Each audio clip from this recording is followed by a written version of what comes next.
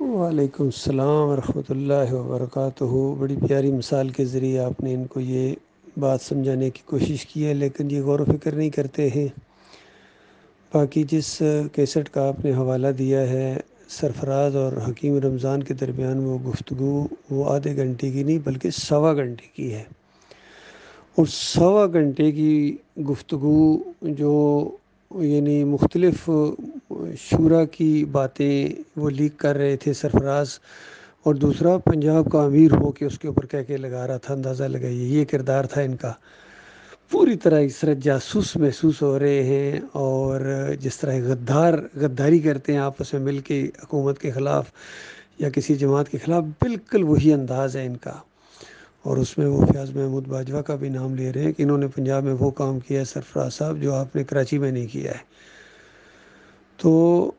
شائبہ تک نہیں ہے کوئی بندہ اس کیسٹ کو سنے اور شائبہ تک بتا دے کہ سرفراز نے کسی شائبے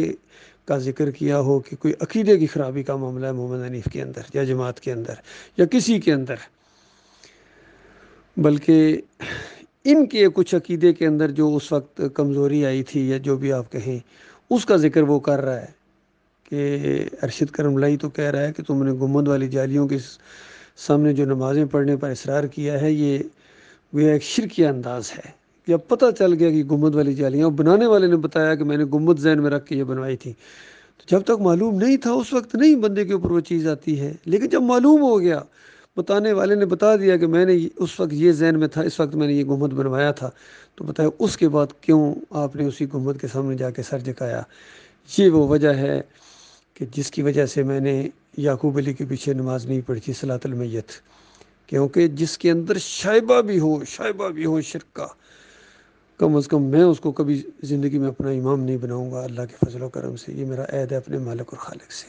کیونکہ اس قدر مجھے شرک سے نفرت ہے۔ اسی لیے کہ ڈاکٹر عثمانی رحمۃ اللہ علیہ نے یہی تعلیم دی ہے کہ جہاں سے شرک کی بو بھی آئے، بڑی بات نہیں، صرف بو بھی شرک کی محسوس ہو رہی ہے آپ کو، یا اس سے کچھ لوگ دوسری طرف لے جا رہے ہوں معاملات کو، غلط باتوں کی طرف، اس سے دور بھاگو۔ یہ قرآن کا انداز ہے اور یہ قرآن کی تعلیم ہے۔ ڈاکٹر صاحب نے دلیل دی قرآن سے کہ دیکھو یہ یہودی رائنا کہا کرتے تھے تو شائبہ تک اس میں موجود تھا، حالانکہ دوسرے لوگ اس طرح نہیں سمجھتے تھے اس چیز کو، لیکن وہ اندر سے سمجھتے تھے، تو جیسا معلوم ہو گیا تو اس کو اس لفظ کو ہی بدلی کر دو۔ یہ ڈاکٹر صاحب نے دلیل دی رحمۃ اللہ علیہ۔ تو یہ معاملہ ہے میرے بھائیوں۔ اب یہ کہتے ہیں کہ اس وقت آپ نے ساتھ کیوں دیا، تو یہ 2005 میں نکلے ہیں، 2008 میں یہ مسئلہ انہوں نے اٹھایا آپس میں، یہ یعقوب علی اور سعید احمد کے درمیان مسئلہ اٹھا ہے سجدہ تعظیمی کا۔ تو اس وقت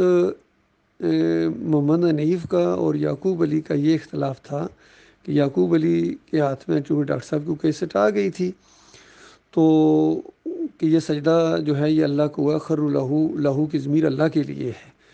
اور محمد حنیف کہہ رہے تھے کہ یہ جو ساری جماعت اس پر متفق ہے، اس وقت تو کیسٹ یہ نہیں آئی تھی جب یہ اتفاق کیا تھا انہوں نے اس عقیدے کے اوپر کہ یہ جو وخر لہو سجادہ ہے یہ لغوی معنوں میں ہے، اور لغوی معنوں میں بھی دو قسم کی رائے پائی جاتی تھی کہ ایک لغوی معنی یہ بھی ہے کہ کھڑے یا بیٹھے تھوڑا سا سر کو جھکا دینا، اور ایک لغوی معنی یہ بھی ہے کہ بغیر سر جھکائے کسی کی فضیلت کو تسلیم کر لینا، یہ بھی لغوی معنوں میں آتا ہے۔ تو ہمارا یہی ذہن تھا کہ صرف فضیلت کے معنوں میں بھائی، کیونکہ دوسری تفسیر سامنے نہیں آئی تھی اس وقت جب یہ 17 نمبر حبل اللہ کے اندر یہ موقف اختیار کیا سب نے۔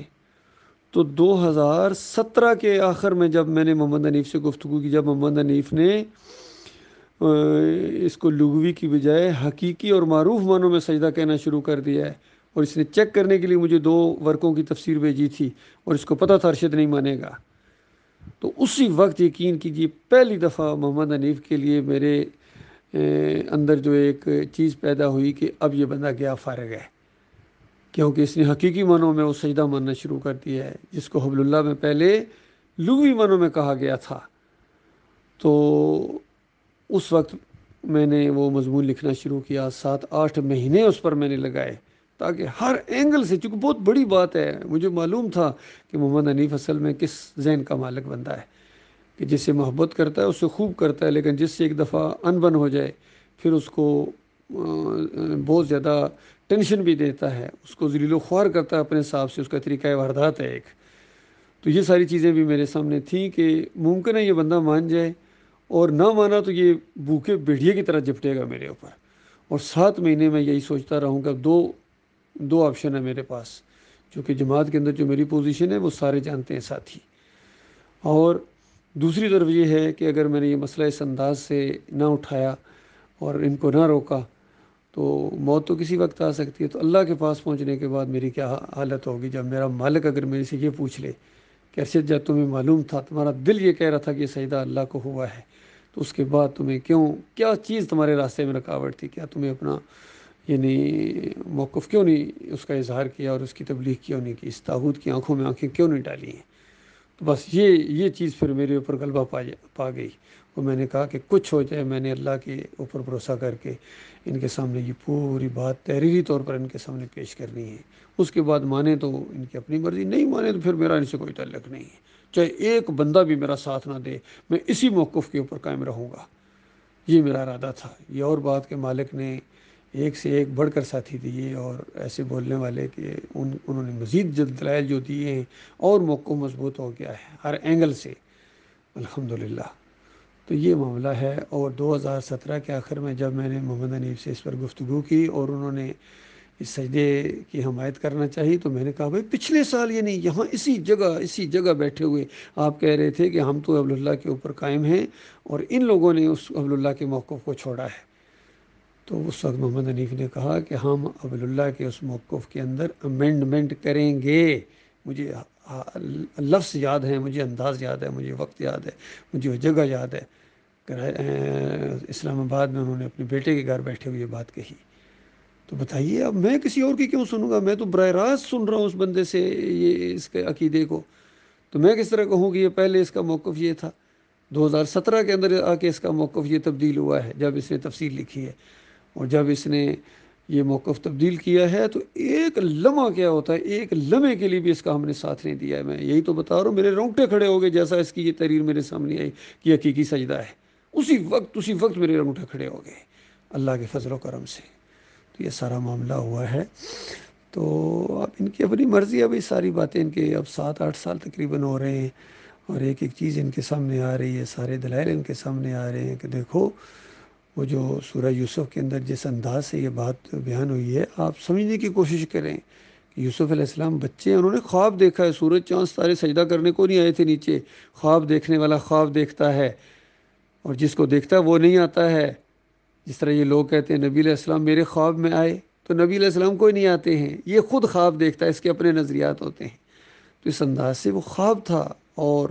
خواب کی تعبیر کا یہ ایک انداز ہے۔ ہر جگہ اللہ نے یہی انداز اختیار کیا ہے، صرف یہاں نہیں، ہر جگہ۔ اور بھی کتنے خواب ہیں اس کے اندر، سورہ یوسف کے اندر ہر ایک کی ایک تعبیر ہے،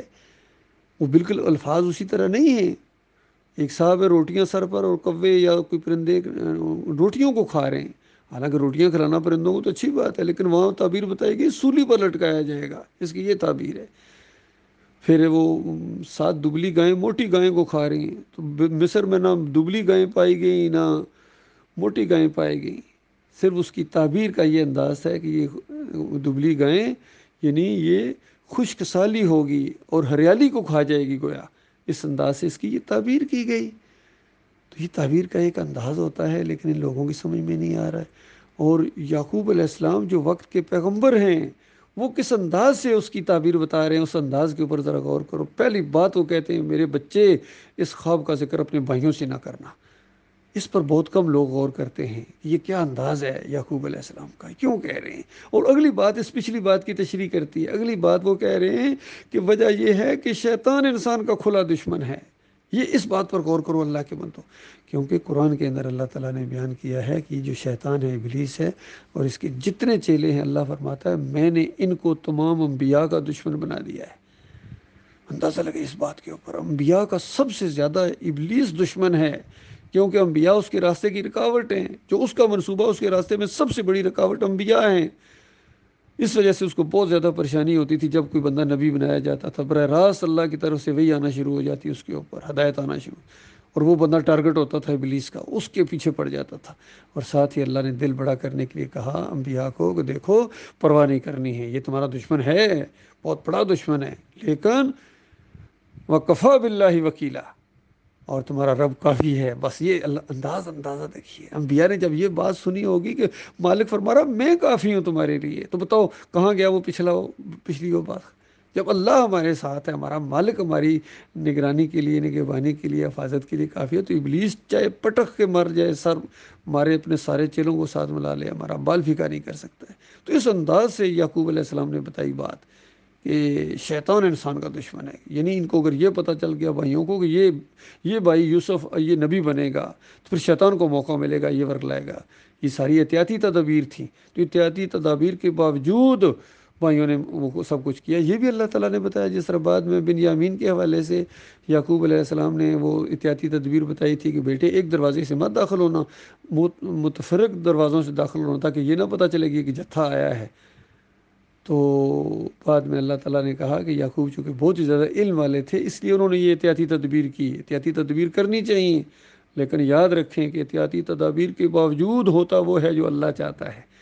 تو بنیامین کو وہاں روک لیا گیا۔ یہ علمی باتیں ہیں، سمجھنے کی کوشش کرو میرے پیارے بھائیوں۔ تو پھر باتیں جو بتائیں کہ اللہ تعالیٰ تجھے باتوں کی تہہ تک پہنچنا، یہ ہم بھی اس کو حکمت اور دانائی کہتے ہیں، وزڈم کہتے ہیں اس کو، انبیاء کو یہ عطا فرماتا ہے اللہ تعالیٰ۔ مومنوں کے اندر بھی ہوتی ہے، ہاں مومنوں کے اندر دیکھیں کوئی سمجھدار مومن ہوتے ہیں، کوئی کم سمجھدار ہوتے ہیں، کوئی بالکل کم فہم والے ہوتے ہیں بڑے زبردست مومن ہیں، لیکن ان کو زیادہ فہم و فراست نہیں ہوتی ہے، کوئی زیادہ فہم و فراست، انسان صاحب ایک جیسے نہیں ہیں۔ اسی طرح انبیاء کے اندر بھی درجے ہیں، اور وہاں بتایا گیا کہ تجھے بہت زیادہ فہم و فراست اللہ تعالیٰ عطا فرمائے گا، کیونکہ حکومت کرنے کے لیے فہم و فراست چاہیے ہوتی ہے۔ اللہ تعالیٰ تجھے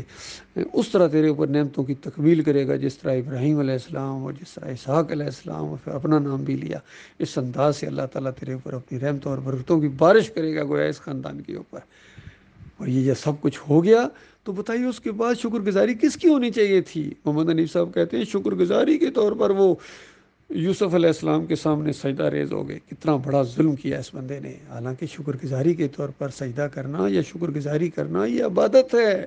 یہ صرف اللہ کے لیے شکر گزاری کے طور پر سجدہ کرنا اللہ کا حق ہے۔ سجدہ صرف اللہ کا حق ہے، کسی اور کے سامنے نہ رکوع کرنا ہے، نہ قیام کرنا ہے، نہ سجدہ کرنا ہے۔ جس طرح نہ پکار لگانی ہے، نہ واسطہ وسیلہ دینا ہے، اسی طرح اللہ کے علاوہ وہ پوزیشن کسی کے سامنے آپ نہیں بنا سکتے جو مالک اور خالق کا حق ہے۔ تو یہ سجدہ تو بہت بڑی عبادت ہوتی ہے، اس سے کہ آگے کچھ بھی نہیں ہے۔ یاد رکھیے یہ آخری چیز ہے جو ایک انسان اپنے مالک اور خالق کے سامنے اپنی پیشانی کو ٹیک دیتا ہے، اس سے آگے کچھ بھی نہیں ہے۔ تو یہ والا عمل کسی اور کے لیے، اور پھر نبی کو ان کا جرم بڑھتا جا رہا ہے، کتنا بڑا الزام لگایا انہوں نے انبیاء کے اوپر اور اللہ کے اوپر۔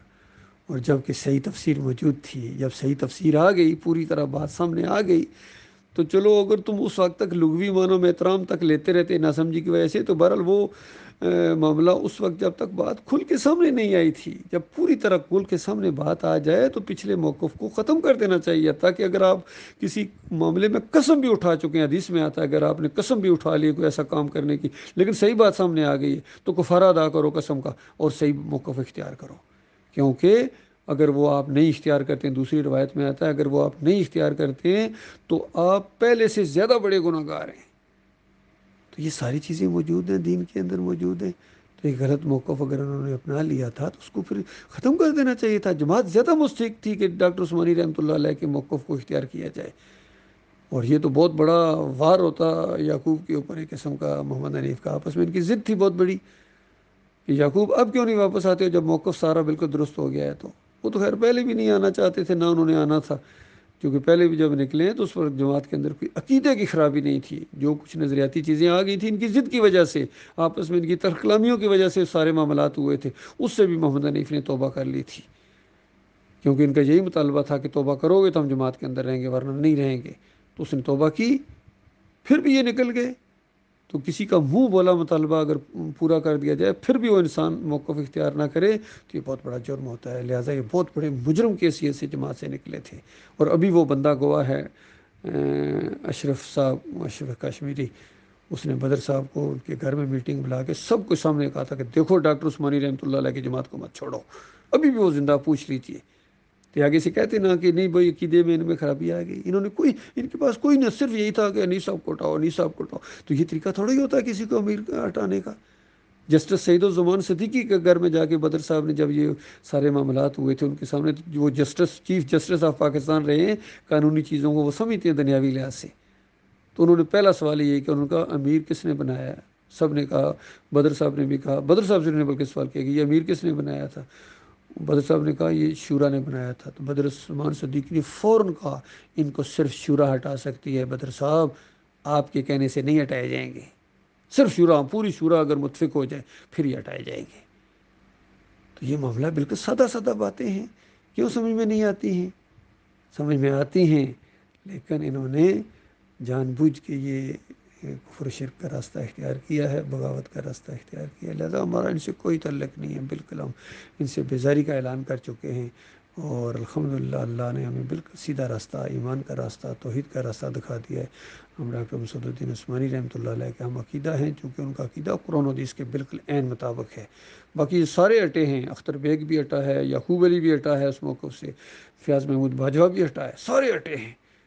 ان کا ہم نے 27 نمبر حبر اللہ کے اندر بالکل تحریری طور پر ان کے سارے جرائم کی نشاندہی کی ہے، اسی وجہ سے ان کو آگ لگی ہوئی ہے اس شمارے سے۔ یعقوب علی بھی اس کے خلاف بول رہا ہے، فیاض محمود باجوہ بھی اس کے خلاف بول رہا ہے، دوسرے لوگ بھی اس کے خلاف ہیں، محمد حنیف کے لوگ بھی اس کے خلاف ہوں گے کہ آپ نے یہ کیا لکھ دیا۔ بالکل وہ لکھ دیا جو آپ کے کرتوت ہیں، وہ لکھ دیے۔